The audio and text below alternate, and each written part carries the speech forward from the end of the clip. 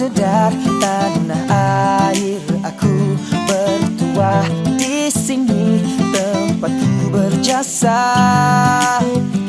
Ku sedar sempurna hidupku di sini Malaysia, ku terhutang budi.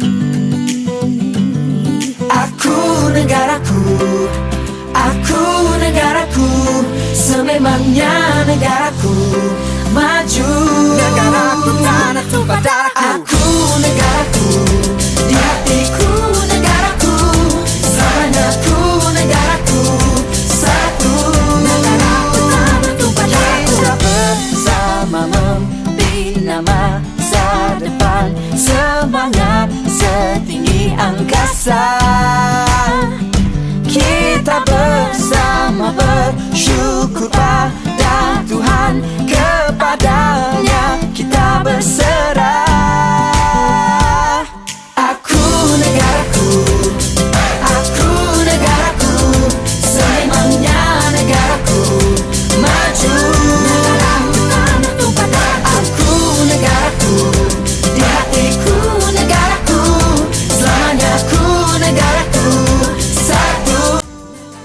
Semua pelajar IPT mempunyai kepahaman yang tinggi terhadap rukun negara. Majoriti pelajar IPT bersetuju bahawa mereka telah menekankan prinsip rukun negara pertama dalam kehidupan seharian dan mengakui mengamalkan prinsip ini dapat membentuk kepribadian yang baik. Malah ada juga yang tidak bersetuju. Akan tetapi ini menunjukkan majoriti pelajar IPT sedar bahawa mengamalkan apa yang dituntut oleh agama amat penting bagi seorang pelajar. Menurut Hujah Zan 1989, agama merupakan sebuah pegangan hidup bagi setiap manusia. Tanpa agama, manusia akan hidup dalam huru-hara. Dan juga menurut Faizah 2013, ketiadaan agama boleh meruntuhkan kepribadian seseorang. Pelajar IPT juga memahami bahawa hak mempraktikkan agama mengikut kepercayaan masing-masing telah digariskan dalam perlembagaan, iaitu dalam perkara 3-1. Ini menunjukkan perlembagaan mengambil pendekatan begitu baik dalam menjaga sensitiviti masyarakat pelbagai agama. Maka melalui prinsip ini, nilai tanggungjawab terhadap negara akan wujud dalam diri seorang pelajar dan mereka akan menjaga nama baik negara supaya dipandang tinggi oleh negara luar. Kesemua 18 orang responden 100% bersetuju bahawa prinsip kesetiaan kepada raja dan negara amat penting untuk dihayati oleh semua rakyat Malaysia. Dalam konteks ini dapat dilihat bahawa pelajar IPT sememangnya sudah memahami kepentingan matlamat kesetiaan kepada raja dan negara. Selain itu, pelajar IPT yang terdiri daripada pelbagai kaum dan agama juga memegang prinsip ini akan sentiasa berusaha untuk memberikan komitmen yang baik dalam mengekalkan keamanan negara. Menurut jurnal penulisan Tuan Parokia Syed Hussein dan Ismail Abdul Muttalib yang menyatakan bahawa aspek kesetiaan sangat penting kerana menjadi penentu kepada keselamatan dan kesejahteraan rakyat untuk sesebuah negara. Kesimpulannya, sebagai pelajar IPT, kita perlu bersyukur kerana negara kita masih mengamalkan sistem demokrasi berparlimen di mana rakyat diberi peluang bersuara dan menentukan pentadbiran negara di samping mempertahankan institusi diraja. Berdasarkan hasil selidik, majoriti pelajar IPT bersetuju bahawa perlembagaan memberi jaminan perlindungan hak dan keistimewaan setiap warga negara. Prinsip jus soli telah diterima oleh orang Melayu seperti mana yang telah termaktub dalam perlembagaan. Hal ini dapat dikaitkan dengan rakyat Malaysia yang bebas bersuara tanpa menyentuh isu sensitif. Sebagai pelajar IPT, kita patut mempunyai perasaan bangga dan menjadi rakyat yang dilahirkan dan dibesarkan di Malaysia, iaitu sebuah negara yang aman dan makmur yang berbilang. Keluaran perlembagaan perlu dihayati sebagai tanda patriotisme.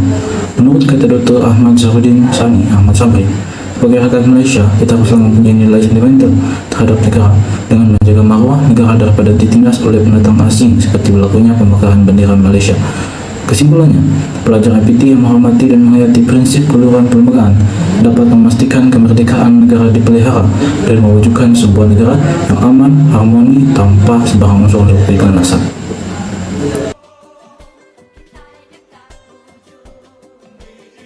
Kedaulatan undang-undang. Berdasarkan hasil soal selidik, majoriti pelajar IPT bersetuju bahawa remaja dalam kalangan mereka memandang ringan terhadap kedaulatan undang-undang ini. Hal ini dapat dikaitkan berikutan tularnya artikel tentang pelanggaran SOP oleh pelajar IPT. Pelakuan ini sudah jelas bertanggah dengan Akta Pencegahan dan Pengawalan Penyakit-Penyakit 1988. Sebagai pelajar IPT, kita patut berdisiplin dan mematuhi SOP untuk sama-sama menempuh cabaran yang dihadapi demi keselamatan negara. Menghormati undang-undang merupakan simbol patriotik.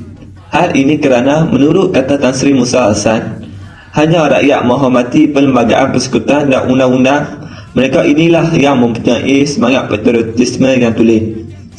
Sebagai kesimpulannya, pelajar IPT yang menghormati dan bertanggungjawab terhadap prinsip rukun negara yang keempat ini akan mematuhi setiap undang-undang negara.